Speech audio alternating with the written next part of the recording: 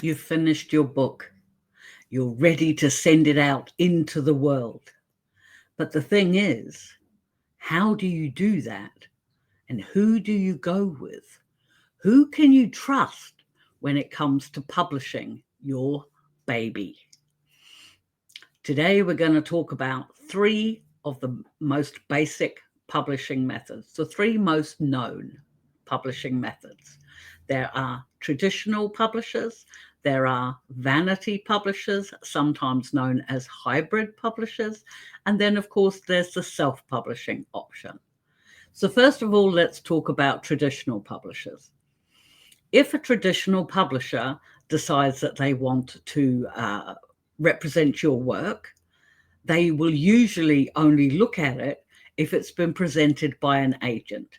So the first thing you need to do is get yourself an agent, that preferably one that has experience and specializes in your genre of book.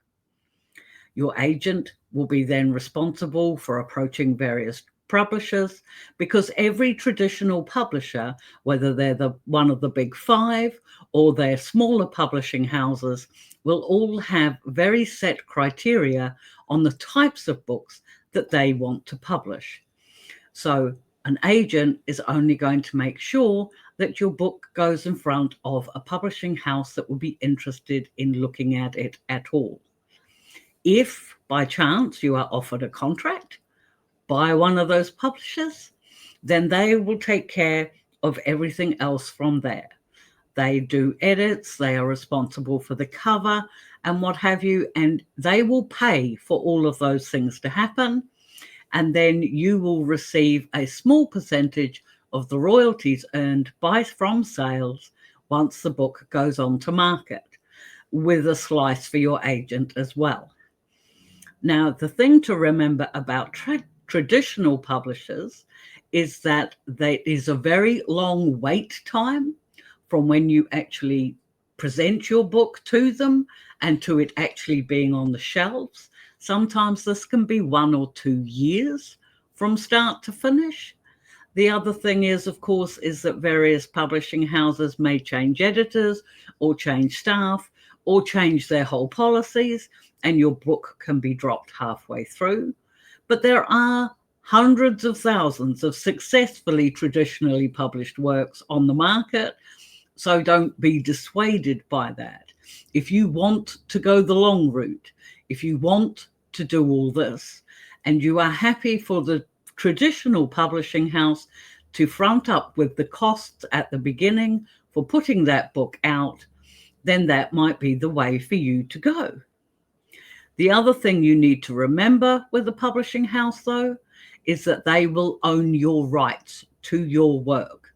Now, this is usually for a set amount of time, but your rights to that work no longer belong to you during the course of that contract, which can be very difficult if a publishing house, say, for example, has taken on your book and then they're halfway through the process of getting it out there and then they change hands. That right business can be a bit iffy. So just keep that in mind if you want to go the traditional publishing route. The second way that you can get your books out is through a vanity publisher or a hybrid publisher, as they are called. In those cases, you pay the publishing house, and I really use that word loosely, but you pay them to have the book edited, to get the cover done, the blurb, and all that sort of thing. And then they will arrange for the printing of your books. Now, the problem with this is that it can be very expensive. Their cost per paperback, per title, is ridiculously large, and you usually need to commit to buying a certain number. And I'm not talking about 10 books here or 10 books there. I'm talking about possibly 1,000 at a time. I hope you've got room in your garage to put them. You are, of course, responsible for selling them. But then at least after you've paid your money to that publisher, to that publishing house, you will receive, usually over a long period of time, boxes of books, which you then can sell from your garage. The way I prefer to do it, of course, and I suppose I'm a little biased because this is what I've been doing for so long, but is the self-publishing route. With the self-publishing route, you retain your rights. You can put your book up on Amazon, and usually within a day, it does say up to 3 days, but usually within a day, that book will be available for sale through the Amazon marketplace, and you take control of everything. Now, there is issues with that, of course. Some people feel a little bit stressed about the idea of doing their own formatting, their own publisher, their own cover and things like that. But as I've explained in a number of my videos, it is actually a really easy process to go through. You don't require fancy formatting unless you want it. You don't require a fancy cover unless you want it.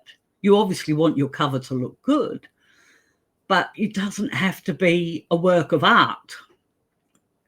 People buy your book for the story in it, not because it has a pretty cover. The other thing too is that yes, you have to pay for editing and what have you as well. But when you have done that, you have a book that you own all the rights to. You can then put that on Amazon or through Draft2Digital, Apple, Kobo, wherever you want it to go. You can do that yourself. And the maximum royalty amount allowed by those different platforms all comes to you. That's what I love about self-publishing. Now, there have been a couple of instances. I don't know if many of you follow the book news, but there was a big stink a little while ago about a hybrid publisher that used a crowdfunding model to promote their authors. And obviously the authors were meant to promote their books to their followers to pay for them through the crowdfunding platform. I can't remember which one they used. The company itself was called Unbound, but then Unbound went broke. And so it was bought out by a company called Boundless with the same stuff. And what you've probably seen, if you've been following that on TikTok or YouTube, is that the authors who used to belong to Unbound not only don't have their rights, but they also haven't been paid. Some of them for over a year, and some of them to the tune of tens of thousands of dollars.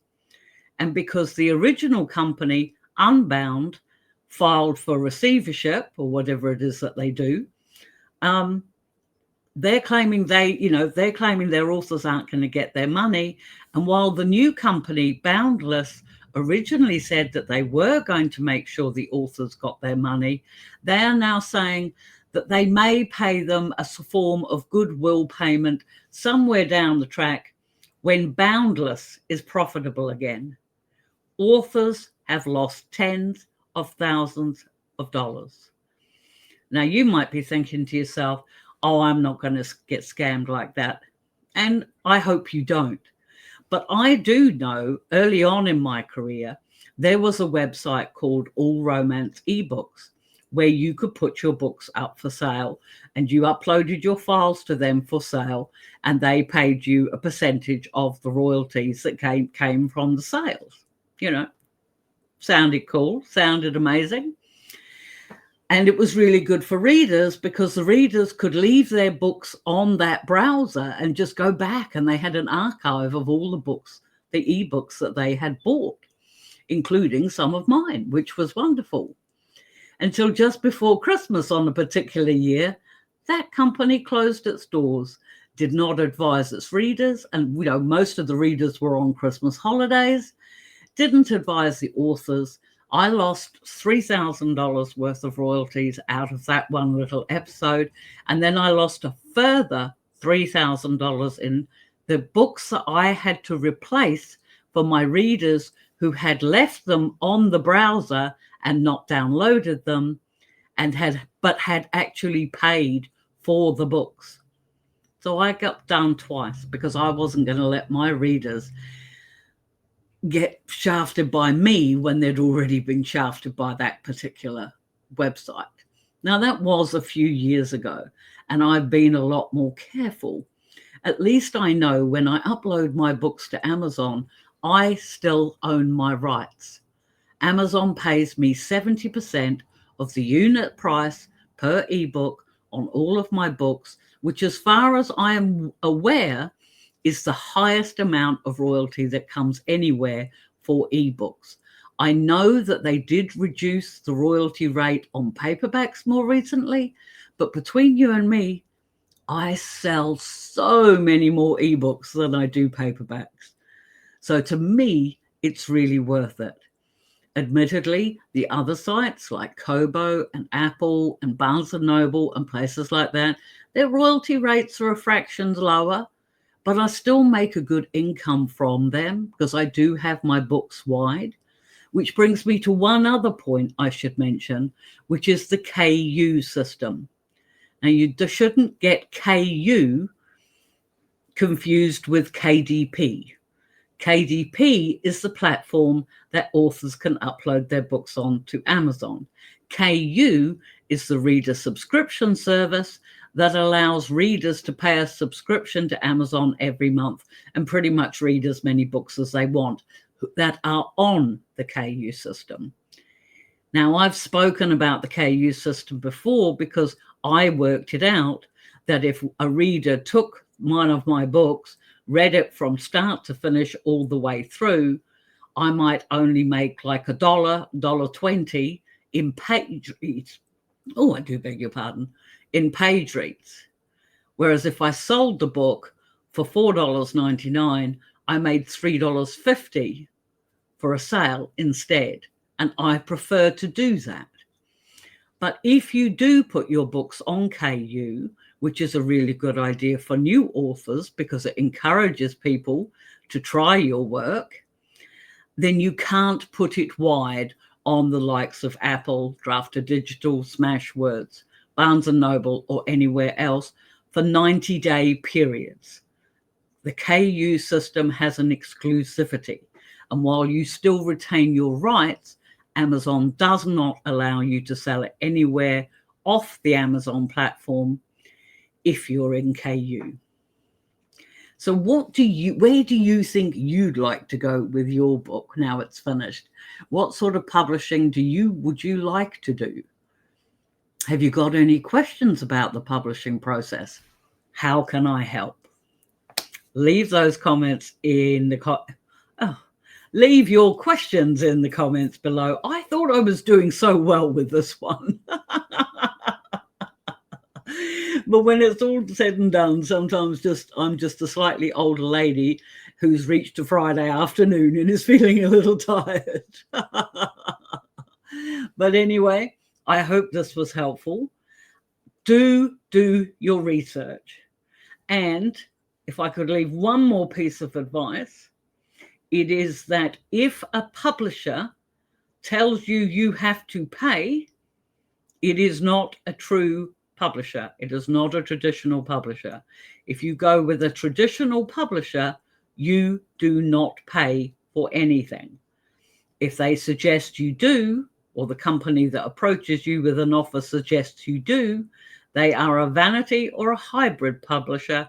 And please, please, please do your due diligence, because I know far too many people who have lost money because they trusted somebody who promised them the world and gave them sod all.